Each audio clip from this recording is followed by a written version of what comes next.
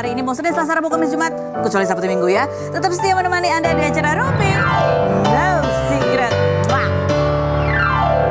Gak ada kincring-kincring petir-petir belum ada ya. Tapi nggak apa-apa ya. Tetap seperti biasanya kok kita akan semangat menghadirkan beberapa bintang tamu dengan berbagai cerita. Tapi kita kebocokan dulu untuk membahas berita-berita yang hot, baik datang dari dunia nyata maupun dari dunia maya. Ada berita apa? Yang lagi rame nih, lagi dari Twitter ya keributannya ya. Ini mengenai Jeffrey Nicole gitu ya. Jadi suatu hari ini ada sebuah akun yang namanya Sania gitu ya.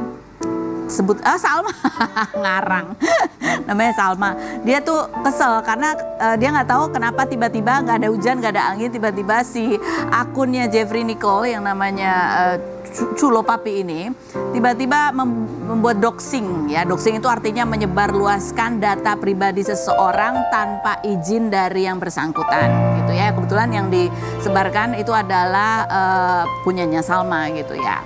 Nah, terus habis gitu dia meminta Jeffrey Nicole untuk menghapus dan meminta maaf atau kalau enggak ya akan melakukan tindakan lebih lanjut gitu. Apa sih yang sebenarnya terjadi ya? Jadi Jeffrey Nicole ini kayaknya dia lagi lihat tiba-tiba ada yang jelek-jelekin dia gitulah ya, ada haters lah ya. Terus mungkin dia berusaha untuk nakut-nakutin haters dengan menjabarkan bahwa aku tahu lo di mana kau tinggal gitu kalau nggak salah ya. Nah, klarifikasinya Jeffrey Nicole apa? Dia bilang, klarifikasi Jeffrey Nicole mana? Hah? Jadi ini kan obrolannya itu kan, jadi Jeffrey Nicole mengetahui bahwa dirinya lagi diomongin gitu, padahal nggak nyebut namanya. Oh ini Jeffrey Nicole ya. Halo Eka, kok Eka? Saya mau minta maaf udah salah kira kamu sama orang yang nge-hate saya dan udah nyebarin data pribadi di kamu atau doxing. Sekali lagi saya minta maaf Eka. Ini yang dihapus apaan nih?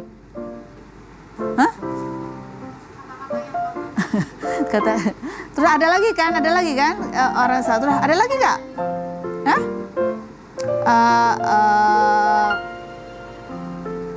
Bukan yang ini. Jeffrey Nicole yang bilang. Jeffrey Nicole tuh klarifikasinya ya dia minta maaf dia sudah menyebarkan data tapi dia bilang bahwa informasinya itu tidak lengkap, dia bilang gitu ya kan. Jadi tetap aja permintaan maaf dan alasannya Jeffrey Nicole itu juga menuai kritik dari netizen karena yang namanya doxing itu tetap tidak dibenarkan ya. Sebenarnya banyak sekali kok sekarang di sosial media itu melakukan doxing gitu ya untuk berbagai kasus dan lain sebagainya. Sebenarnya kasus misalnya ada pembulian, haters ataupun kekerasan gitu ya, itu dengan doxing itu dua-duanya adalah sama-sama pelanggaran kejahatan yang ada payung hukum yang melindungi gitu ya. Jadi kita nih kalau lagi di media sosial jangan sembarangan menyebarluaskan data pribadi orang lain.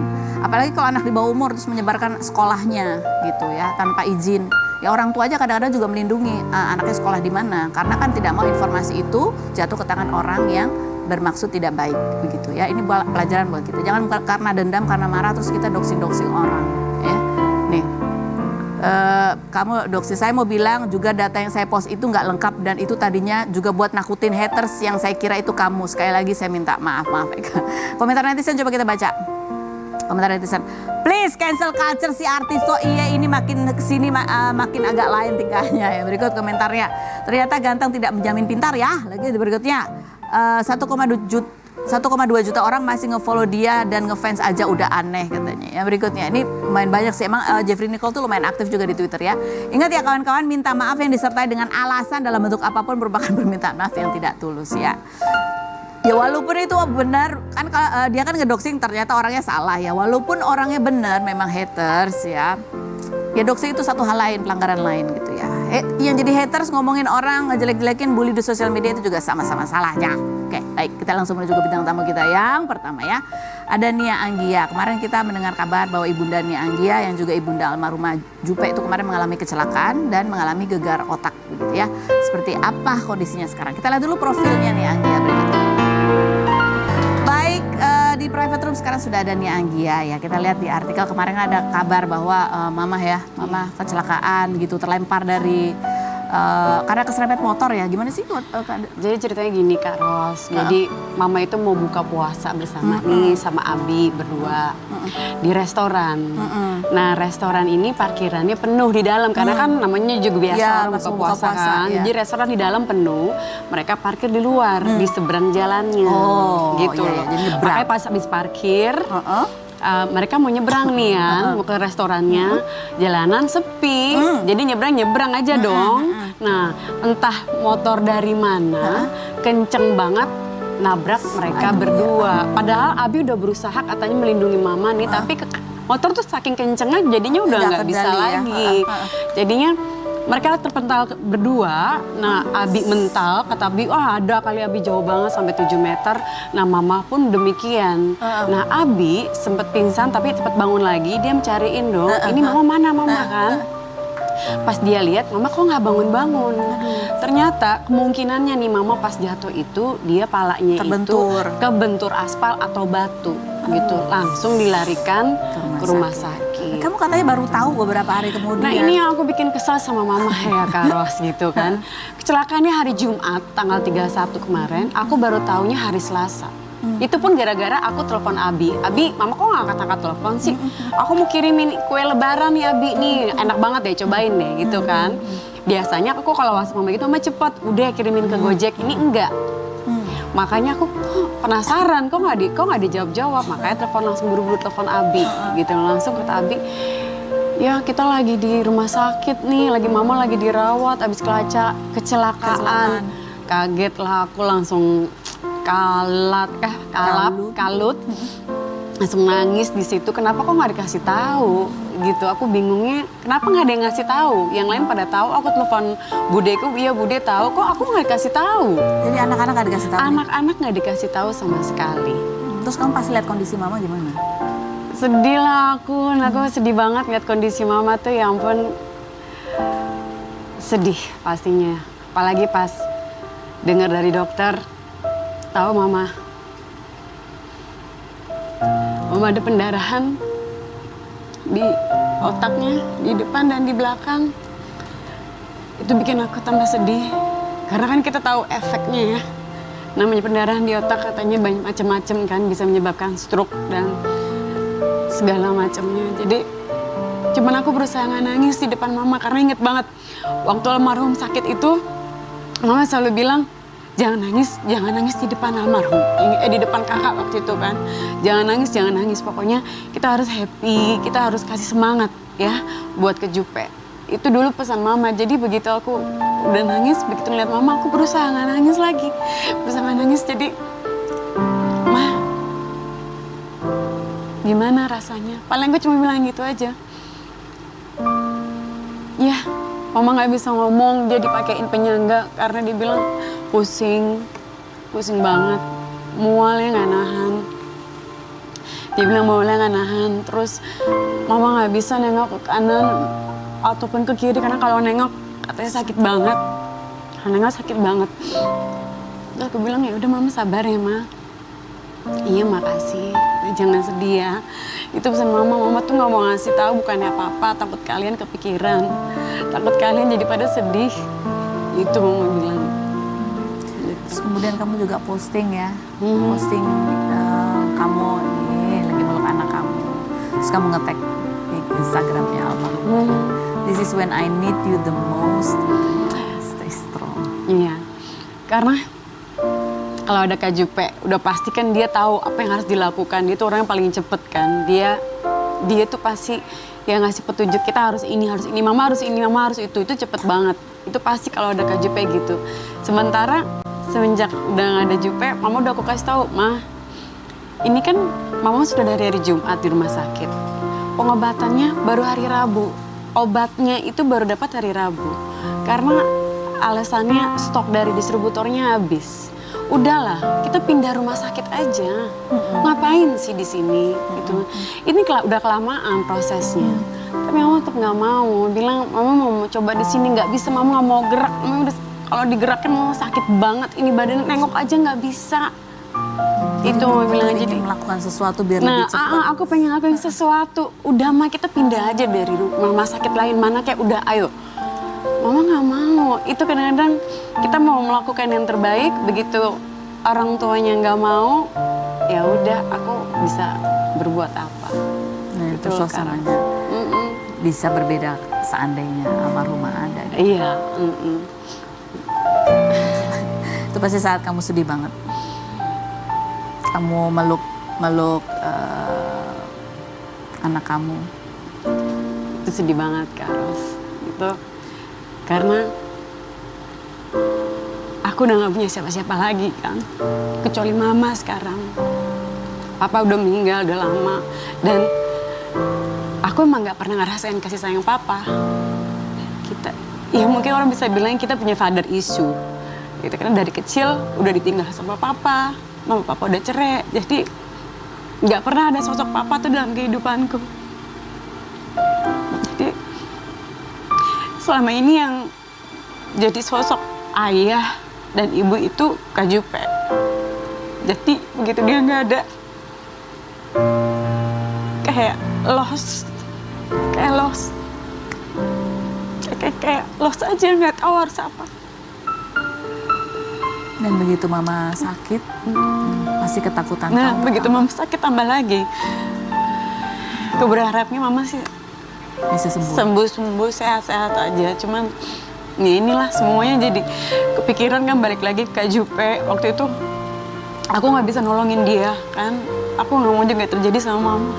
Karena dokter balik lagi sekarang nyerahinnya ke aku kan. Ini mau bagaimana. Jadi flashback lagi. Wah, ini kok kayak waktu kejadian sama Kak Jupe dulu begini nih. Seolah-olah nyawa Kak Jupe itu di tangan aku. Sementara aku nggak tahu apa-apa kan tentang medis. Kita kan orang awam ya kan, Kak Ros. Ditanya harus melakukan ini, tindakan ini, tapi harus dengan persetujuan keluarga. Keluarga setuju apa enggak? Kan kita nggak tahu efeknya baik buruknya. Kalau kita iyain itu bagaimana, kalau kita enggak gimana. Nah sekarang kan waktu Kak Jupe kejadian, Kak Jupe harus dioperasi. Terakhir itu dia dioperasi. Harus persetujuan keluarga. Aku nggak tahu itu yang terbaik atau enggak. Saat itu aku menyetujui. Ternyata setelah operasi Kak Jupe meninggal. Ngerti kan rasa bersalah yang aku pendam selama ini. Apa aku nggak mau kejadian lagi sama mama. Itu loh Kak Ros. Ini yang menjadi hal yang berkecamuk di dalam diri kamu. Iya. Ini bener-bener berkecamuk. Aku harus menentukan sekarang sendiri. Sekarang udah nggak Kak Jupe. Sekarang aku harus menentukan lagi nih nasib mama aku seperti apa gitu. Jadi aku sedih. Itu aja, nggak ada Kak Jupe. Kan ada Abi. Ada Abi, tapi kan Abi tetap, Abi kan ini istilahnya suami mama yang baru, ya kan? Ini ayah tiri kita. Gimana pun juga kan Abi juga ada rasa respect ke anak-anaknya. Abi punya rasa hormat gitu ke anak-anaknya. Terserah maunya gimana. Kadang-kadang masih kayak gitu kan namanya. Walaupun Abi suaminya juga, kamu maunya bagaimana, Neng, gitu. Tetap ada keputusan anak-anak Ada juga keputusan didengar. anak-anak juga maunya gimana. Sementara adikku Dela, udah terserah Tete lah, terserah Tete. Aku lagi. Jadi itu yang Berat buat yang kamu. berat buat aku. Ini ada lagi juga, kita baru dengar kabar ya, di tahun lalu ya, kamu resmi berpisah begitu. Terus kamu posting juga ini satu postingan buat kamu untuk papa gitu. To father who abandoned his daughter since we were kids, I forgive you papa. You see, I did it without you. May God forgive our sins. Rest in peace. Love, your abandoned daughter. I learn to forgive someone who never said sorry. Ini apa yang berkecamuk yang membuat kamu posting ini? Seperti aku tadi bilang kan, jadi aku, Jupe, sama Dela itu, kita itu dari kecilnya hidup yang tanpa kasih sayang papa. Papa itu pemain bola yang udah pergi keluar kota kemana-mana dan menikah lagi. Jadi itu buat kita berat loh. Saat dulu hidup, sementara mama harus kerja. Jadi kita tuh sendirian saat itu, Kak Ros. Nah, dan papa tidak pernah mau mencoba memperbaiki hubungan ke anak-anaknya. itu dia nggak mau gitu. Maksudnya nanyain kayak sekedar how are you, how's your life gitu Kak Ros, atau berkata maafin papa ya kalau selama ini nggak pernah ada buat kalian, atau maafin papa ya yang udah menelantarkan kalian. Itu nggak pernah Kak Ros, sampai dia meninggal tuh nggak pernah ada kata-kata itu keluar dari papa gitu. Makanya aku pikir mungkin kita harus memahami juga dia papa tuh kondisinya seperti apa saat itu. Jadinya daripada aku di sini memikirkan terus kenapa, akhirnya aku mencoba untuk memaafkan. Mendingan aku maafkan. Kegalauan hati kamu terhadap kondisi di mana papa kamu jauh dari anak-anak itu berpengaruh terhadap kamu dalam membangun hubungan? Oh, pengaruh dong. Aku rasa sih pengaruh. Mungkin karena kita nggak ada father figure, jadinya setiap hubungan itu kita berharap itu sosoknya dia menjadi father figure untuk kita juga kan, selain suami gitu. Itu yang mungkin aku nggak dapatkan Kak Ros. Itu makanya setahun yang lalu aku resmi bercerai. Aku nggak sengaja nggak mau bilang-bilang sebenarnya ke publik karena takutnya kan dampaknya ke anak-anak gitu. Jadi ya inilah akhirnya aku memutuskan untuk bercerai karena aku pikir inilah yang terbaik saat itu. Dan kamu mencoba untuk memaafkan karena kamu ingin berdamai dengan diri? Iya, aku mau coba memaafkan, aku ingin berdamai. Katanya ketika kita belajar untuk memaafkan, mengikhlaskan, itu akan lebih baik. Itu yang aku dapat baca-baca. Dan sejauh ini apa efeknya? Sejauh ini ya meringankan sih, jadi aku pikir ya kadang-kadang nggak semuanya permasalahan itu butuh closure. Gitu. Kita nggak butuh orang yang selalu menyakiti kita. Aku lihat itu ya di buku.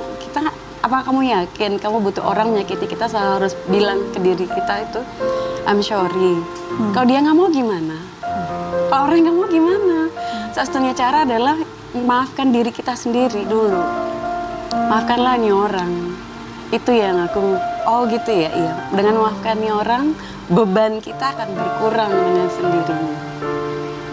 Itu menyimpan kemarahan, dendam, dikit-dikit kan emosi, nangis, sedih kan, karena kita kan amat banyak trauma. Itu kan itu yang bahaya, trauma kita. Semua orang tuh punya packagingnya sendiri kan dengan permasalahan hidupnya. Ya, terima kasih sudah berbagi cerita. Ya, mudah-mudahan Mama segera sembuh. Amin. Kamu juga segera bisa mendapatkan kebahagiaan. Yes. Yang lebih lagi. Amin Kak Ros. Amin. Rezeki yang berlimpah, anak-anak juga ya, sehat terus. Amin, terima kasih. Kita masih akan kembali lagi, tetap di Rumpi.